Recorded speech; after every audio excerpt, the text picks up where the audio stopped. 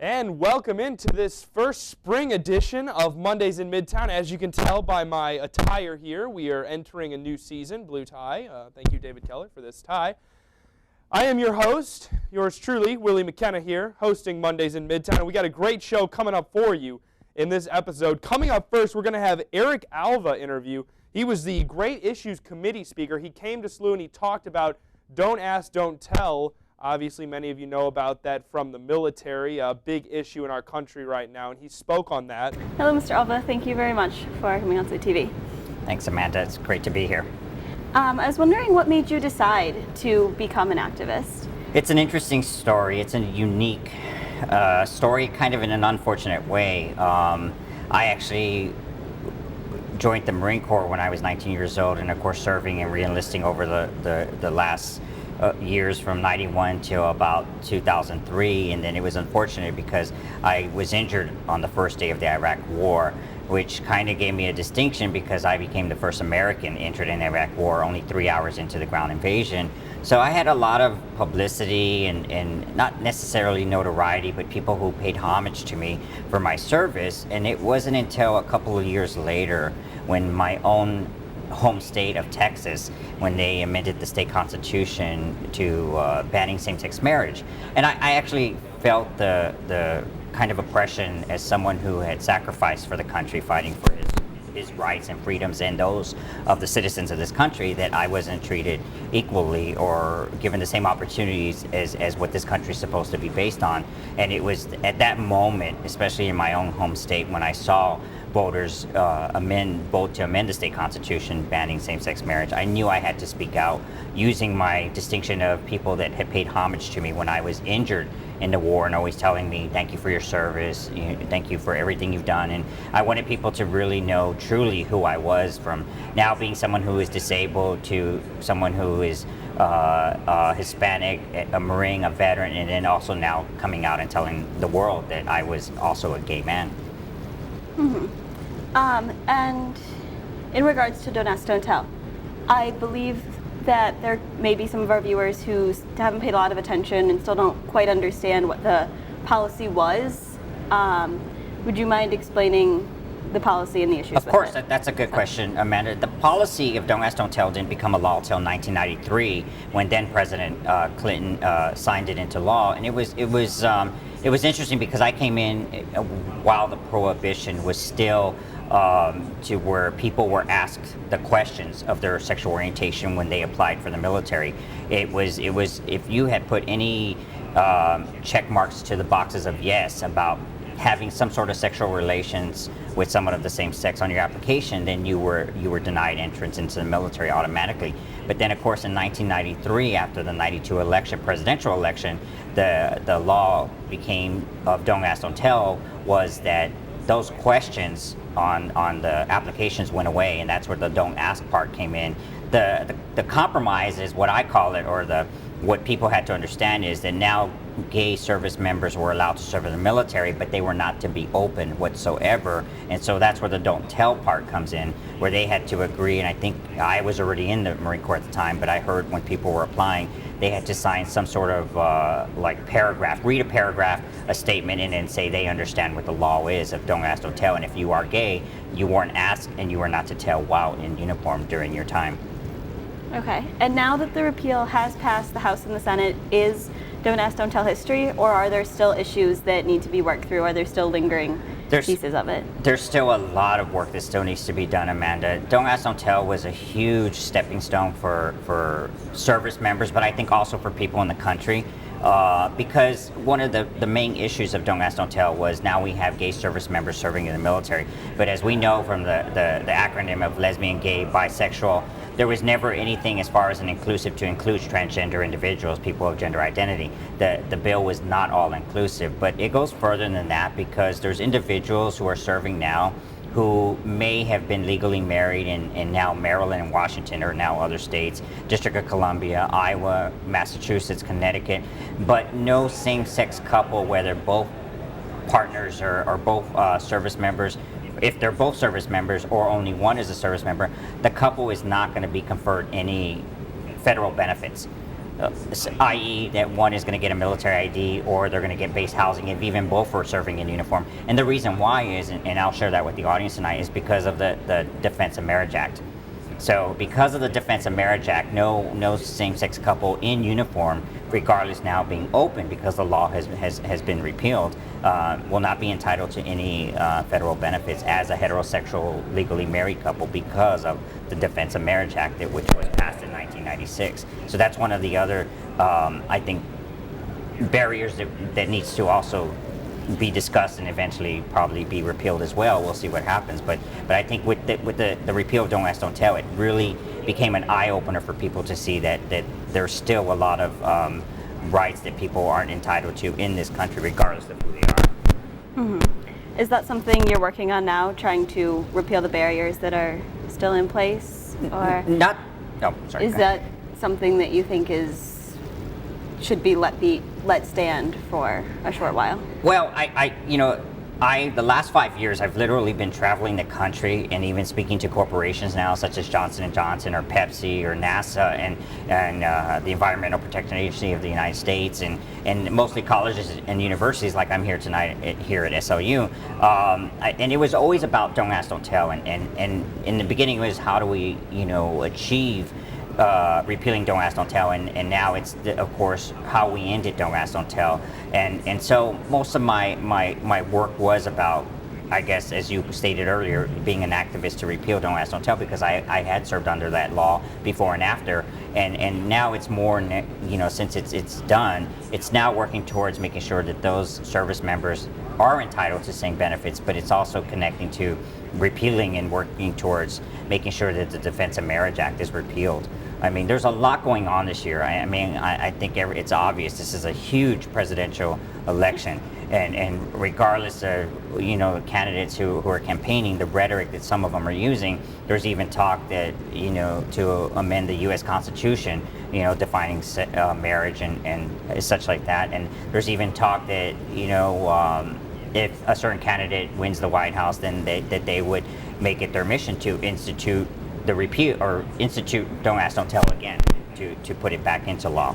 So that's a possibility. So there's always work that's going to need to be done till we educate and further have people understand that what the basis of this country should stand for when we say with liberty and justice for all. So what did it take to repeal Don't Ask, Don't Tell? What was the process? What were some of the highs and lows? Some of the highs were, for me, it was actually going to colleges and universities and meeting ROTC students and other students, and even going to places where you met individuals who really didn't understand what it was from a military service member's point of view from the inside, that all of us serving in uniform, regardless of our orientation or our gender or ability, it was about us doing our job, working together to accomplish the mission. And so when you had people who came around and said, I never really understood, or even my own fellow service members when I came out telling me, you were always a hardworking Marine, so I don't see what the big deal was. And I used to think differently, but now I don't anymore. So those were pretty much the highs. The lows were when you had certain members of Congress, senators, and also House of Representatives, where they just wouldn't budge. They stuck to their guns where they just wouldn't. Their whole beliefs and values were about that this is the way it's supposed to be in life, and I'm not going to change my mind. And one of the biggest lows was in 2010 when we held in May we held the House of Representatives vote, and I think it was like 234 to 194. So we were on our way for Congress to repeal Don't Ask, Don't Tell, and then in September, the Senate, we lost the vote. And it was a huge election year that year because, of course, then I think 87 seats or something of Democrats lost their seats. So we knew that the House was not going to be in control anymore, that if we were to bring this bill up again in the next election year, or the next, session of Congress, we wouldn't get the votes. And it was interesting because I tell people, as old as you get, you're never too old to learn anything, because then I was, of course, introduced that year to the lame duck session, where everybody came back, and those who had already lost their seats still had to, vote on bills that were still on the docket before they went home for the holidays. And so both bills were introduced again in the House and the Senate, and they passed overwhelmingly, and that was another high. But it was a hard road that people had been working on even way before I even joined this fight. I mean, this has been something that's been going on even from the riots at Stonewall in 1969. So this has been really an experience in my lifetime that I'm glad that I was fortunate to be a part of. Great. Is there anything that I haven't mentioned that you would like that you think the students at SLU should know? I think that there's a lot that it's interesting because it's two days from now is my 9-year anniversary when I got injured and lost my leg and almost lost my life, and so it's an emotional week for me, and it's interesting because there are students in this room who 9 years ago were barely in elementary school or in junior high, not even in high school. I couldn't imagine, and so this is the first time most of them will vote in a general election for president, and that's like a rite of passage. So I encourage them to really, not miss that opportunity. And some people often think like, well, I don't have to vote because everyone is leaning this way or something. It's our responsibility. And I think for the more we progress in life, socially and equally, that I think it's right for people to really discuss about people's diverse backgrounds and really get to know them and really understand what a person who represents a district or a community for an office in Washington or locally that who they represent, or it's not just about certain groups, it's supposed to be about everyone, and I think it's really amazing because the students in this room are just a part of a generation that are actually changing the face of America, and it's been happening for years to come, and it's just getting for me it's getting better and better because I think people are really understanding that it's okay for someone to love someone of the same sex or to be of such diverse background. So I think it's just wonderful to really be here, and I really encourage the students to keep speaking their minds and following their hearts. Great. Mr. Alva, thank you very much. Thanks, Amanda. Thank you very much. And thank you for that interview to Eric Alva. Did a great job speaking here at St. Louis University.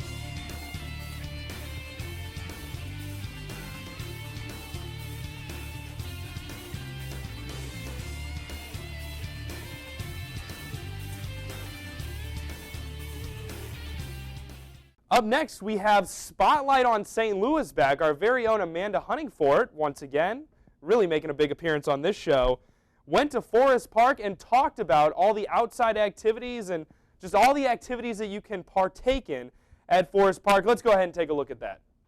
With winter solidly in the past, it's time to turn to the outdoors for entertainment, and there is nowhere in the city better suited than Forest Park. The park is simply a 2-mile walk or bike ride down West Pine, or, if you prefer, a quick drive down Forest Park Parkway to Kings Highway. Forest Park is equipped with running and biking trails that can take you the 6 miles around the circumference of the park, or through the middle. Take it from me, it's a great run around the circumference. Want to take advantage of the bike trails but don't have a bike on campus? You're in luck. You can rent a bike outside of the Edward Jones Visitor Center. The Visitor Center is also a wonderful rest stop during your trek through the park, your source of information, and the home of the Forest Perk Cafe, which serves excellent omelets, among other items. Another option for food is to pack your own. Picnics in the park make great pastimes. If you're here for the summer, a picnic dinner before Shakespeare in the Park makes for a wonderful night. The boathouse, located on Post-Dispatch Lake, draws many to its paddle boats and kayaks for a $15 an hour fee. During the spring and summer, the boats run from 10 a.m. to sundown with shorter hours during the fall and winter. The boathouse also features a restaurant with an extensive menu, indoor and outdoor seating, and live entertainment on Friday and Saturday evenings from May through October. Other popular attractions include the zoo, which offers free admission, and the Muni. The Muni runs every summer, featuring 7 great shows. There are free seats, but if you want one, make sure you're in line well before the gates open at 7 p.m. Whether it's running, biking, a walk, boat ride, or other form of entertainment you're looking for, Forest Park is a great place for families, friends, the individual, and the promise of a great time. Thank you, Amanda, for bringing back the spotlight on St. Louis, and obviously with this great spring weather, we're going to have to go ahead and head on down to Forest Park here in the next couple weeks. Coming up next, we have our weekly segment where Avis Meyer, professor here at St. Louis University, talks about his career in the newspaper business. This week, he's talking about the importance of copy editors and also the importance of proofreading, which I'm sure he knows quite a bit about, being an editor himself. All right, go ahead. Take it away, Dr. Meyer. These are two short examples of how important copy editing can be and how important careful reading of material is before it goes into print, where it's going to last forever. There's a story about a picture that almost made it into print, and it was a fairly big deal in St. Charles County because they were painting the water tower. And everybody was curious how long it was going to be because they had to shut down part of the main drive nearby because they were afraid silver paint would drift down onto cars. So the photographer took this great photograph lying on the ground, this great vertical shot, the water tower stretching into infinity. And under the cut line, the information gave the name of the guy on the ground who had a bucket in his hand, and the guy you could barely see on top was actually spray painting the big water tower in St. Charles. This is going to be a front page of the St. Charles Then, St. Charles Post. It's going to be a big standalone picture. And I had to be the guy that was supposed to work the cut line. So I'm reading this information, and it says this guy's name is so-and-so. They've done this 2 times. They're working on it for 4 weeks. They've done so many gallons of paint, blah, blah, blah. The names of 2 guys were something like, one I'll make up, Doug Melton was the guy down below. And the guy on top was called Chip Rust. And so I'm working on this line, getting it all down. I finished reading, I thought, Doug Melton and Chip Rust. Boy, that's an odd name. So I got up and asked his boss, the photography editor, could you have him check to see if this guy on top is named Chip Rust? That sounds too good to be true. And he called the photographer called me back. I said, could you check the names on both these guys? He starts spelling out Doug Melton, D-O-U-G-M-L-2-N, Melton. He looks at his notes. I can hear him going through his paper. And Chip Rust, C-H-I-P-R-U-S-T. I said, are you sure about this second name? That sounds unbelievably clever. He said, let me call you back. About 5 minutes later, he calls back and he says, the guy's name, I'll make up something like Mike Risotto. I said, how'd that happen? He said, well, I asked him what these tools were for, and he said they're going up to Chip Rust. Thus, Chip Rust. Now, the second story, much more serious, that didn't get by again. The first female cadet from St. Louis area, maybe ever, went to the Air Force Academy in Colorado Springs back in the early, I guess late 70s, early 80s, something like that. I don't remember the exact date. We did a follow-up on it. We did a story about her getting there and her story being there. We did a follow-up. It was very personal. Probably nobody outside St. Louis area would read it, about how the parents were handling this. This is their only daughter. She's a star high school. She's a great kid, but now she's not going to be home from late August till Christmas. They don't do Thanksgiving breaks. They're not going to see her for 4 months. The guy that wrote this story is a really good reporter, and the rule was, he told us, if we change anything in his writing, anything, a comma, we make a new paragraph, we change effect to affect because we're right, call him and check.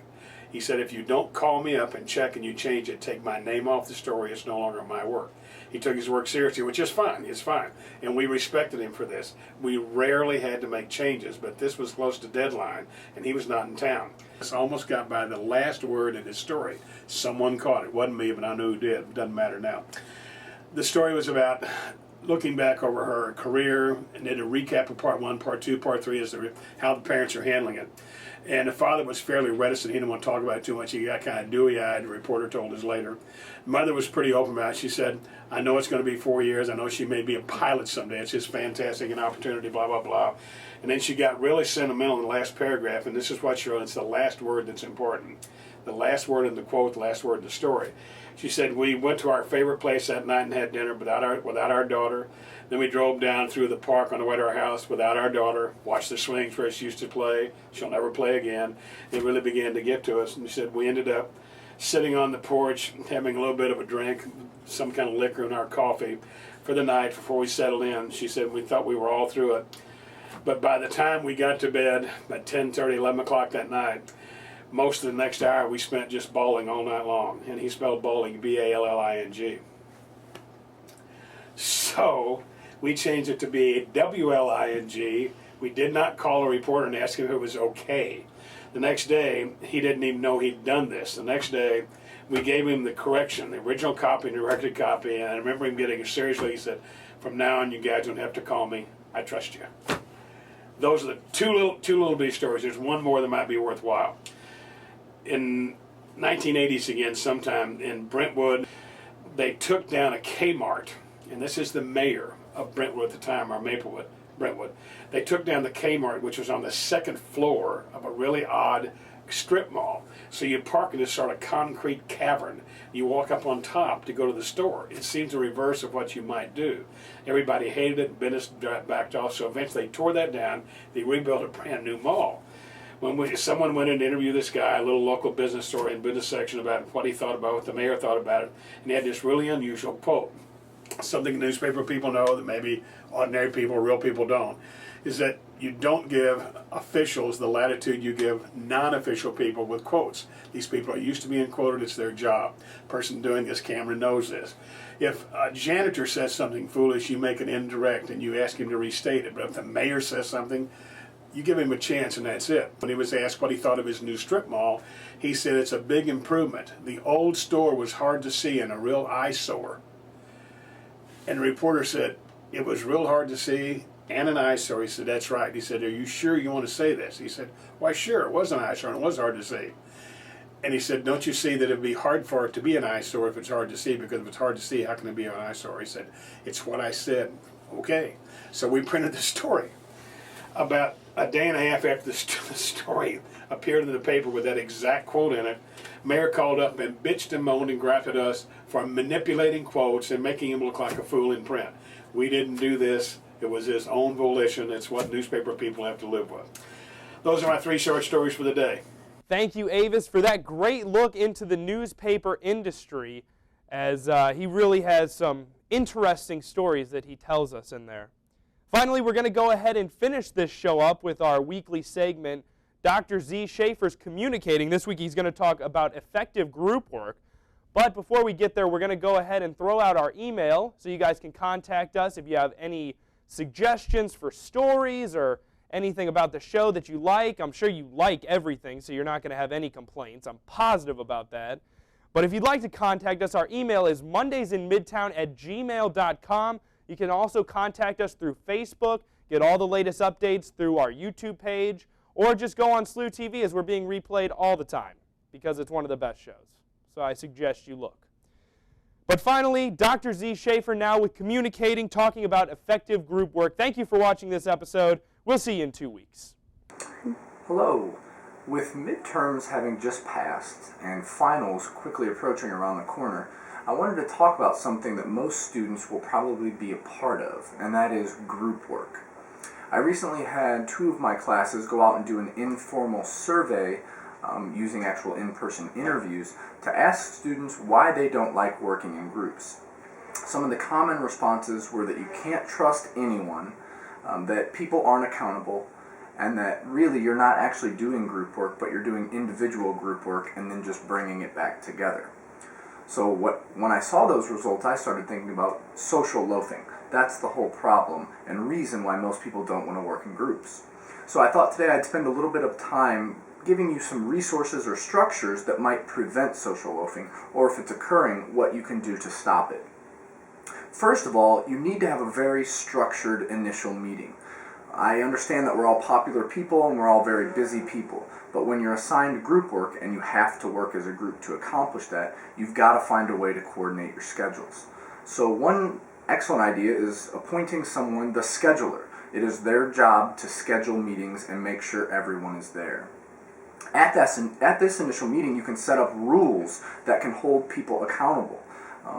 Another structure that might be useful would be label someone the mediator. This person would be the person who deals with conflict as it emerges, or if there's a perception of conflict, they try to be proactive to make sure it doesn't turn destructive. Another thing would be to pass out and distribute agenda meetings that highlight deadlines, delegate responsibilities, and again, this serves as a way to hold people accountable. What students often forget is that there's no magical person in the workplace who will take care of these things for you. It will be up to you to communicate. So as communication scholars and students, one thing you can do is use your communication norms, strategies, use your persuasive abilities to talk to people. You've got to hold them accountable. And the best way to do that is usually one-on-one, rather than having the entire group attack someone, because that will be an unproductive experience and conversation. So in short, try to create some structures or roles up front in that initial meeting that can hold people accountable. Talk about the idea of accountability. Make that explicit. Talk about your previous positive and negative experiences in working with groups, and make it clear to everyone what kind of expectations you have for this group as it moves forward trying to achieve its goals. Finally, if you do have someone that's beginning to emerge as a social loafer, use your persuasive skills to try to reason with this person to explain why it's a problem. Then use your organizational resource, being the professor or a boss, and bring that person in to help get the situation taken care of. Don't go to that person first, because a good boss, manager, or professor will ask, what have you done to try to remedy this situation first? Thank you.